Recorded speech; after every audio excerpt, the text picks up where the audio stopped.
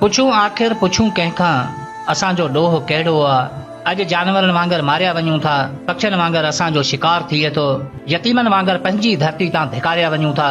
इंसान अज़मतनि जी तलाश में उरूज माणे पियो ऐं असां पंहिंजे वजूद खे बचाइण लाइ जंग विढ़ूं पिया।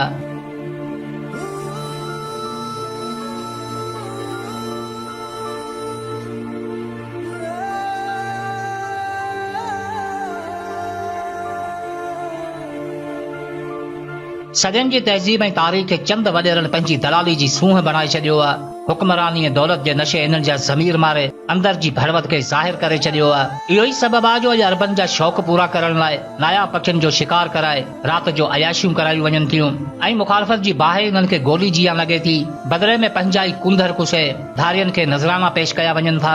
असां ही सरे आम चऊं था, न धरती तव्हांजे पीउ जी आहे, न क़ौम जा नौजवान तव्हांजा ज़रख़रीद गुलाम आहिनि। दौलत जी मगी पंहिंजे घर वारनि खे ॾेखारियो, न त जेका बग़ावत जनम वठंदी तव्हांजा कंध रोडनि ते कपींदी।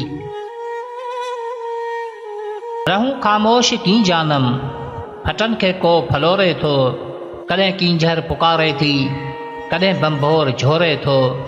असां तारीख़ जे ऋण में लुटायूं आशिकियूं आहिनि, तॾहिं बीजल अञा ताईं असां में चंग चोरे थो।